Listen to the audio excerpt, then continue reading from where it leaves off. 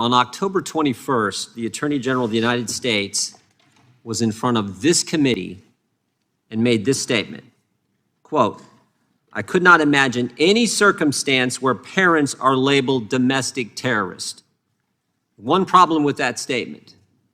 The day before he said that to this committee, the House Judiciary Committee, the day before, there was an email sent to FBI agents around the country stating just the opposite.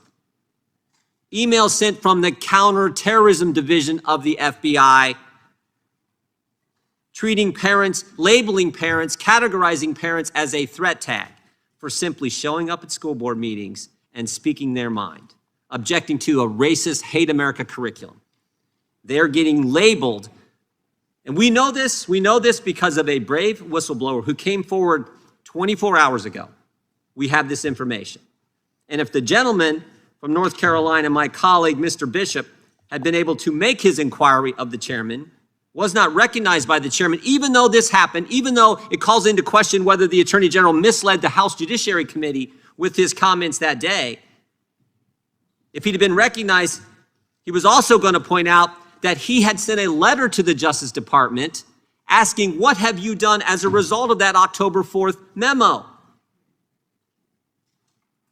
No answer. We know what they did.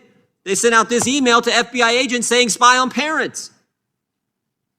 But you wouldn't even recognize him. You wouldn't even recognize him.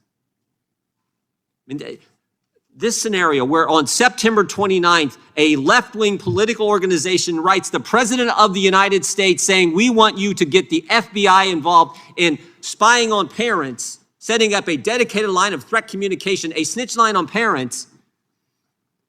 5 days later, a memo goes out. He comes and testifies, looks like he said something that wasn't true to this committee. And the very next day, think about this, I've never seen this in all my time in Washington. The very next day, the organization that started this whole thing in progress, they apologize for the initial letter that started it all. They withdraw the letter.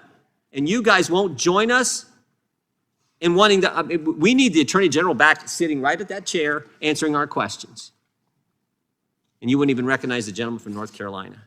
I hope the majority understands how serious this is. You know what this reminds me of? This reminds me of something we all went through 10 years ago.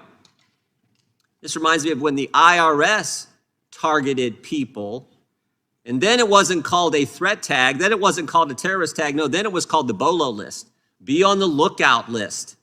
If you said the wrong thing in this country, the IRS, Lois Lerner, the IRS puts you on a list, much like what we see the FBI doing now, thanks to this brave whistleblower who came forward. Because the flag still stands for freedom, and they can't take that